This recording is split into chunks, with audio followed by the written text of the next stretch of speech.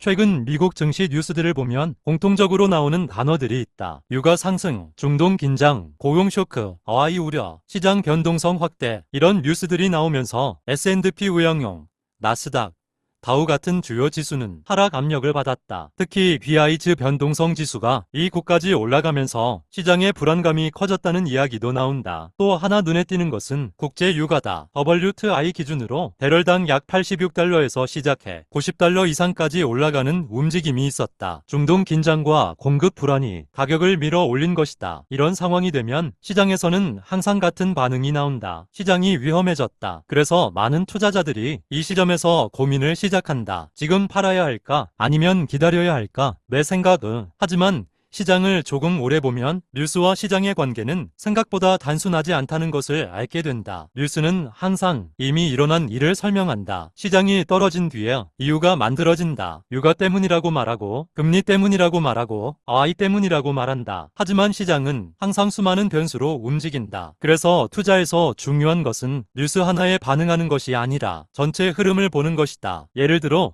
지금 상황을 보면 몇 가지 흐름이 동시에 보인다. 금리 인하 기대는 여전히 살아있다. 미국 10년물 국채 금리는 오히려 하락하고 있다. 달러 지수도 약세를 보이고 있다. 그리고 금과 은 같은 안전자산 가격은 올라가고 있다. 이 말은 시장이 완전히 무너지는 흐름이라기보다 불안 속에서 균형을 찾는 과정의 가능성이 크다는 뜻이다. 그래서 어떻게 봐야 할까? 이럴 때 개인 투자자가 가장 많이 하는 실수가 있다. 뉴스 하나에 투자 판단을 바꾸는 것이다. 시장이 조금 떨어지면 위기가 온 것처럼 느끼고 뉴스가 좋아지면 다시 안심한다. 하지만 시장은 항상 이런 파동을 반복한다. 그래서 중요한 것은 뉴스가 아니라 기준이다. 내가 어떤 투자 구조를 가지고 있는지, 어떤 자산에 투자하고 있는지, 얼마나 긴 시간으로 보고 있는지 이 기준이 먼저다. 장기 투자자라면 이런 변동성은 오히려 자연스러운 과정일 수도 있다. 결론은 시장 뉴스는 항상 불안하게 들린다. 하지만 시장은 뉴스보다 훨씬 긴 시간 동안 움직인다. 유가가 오르고 금리가 흔들리고 지수가 떨어지는 순간도 있다. 하지만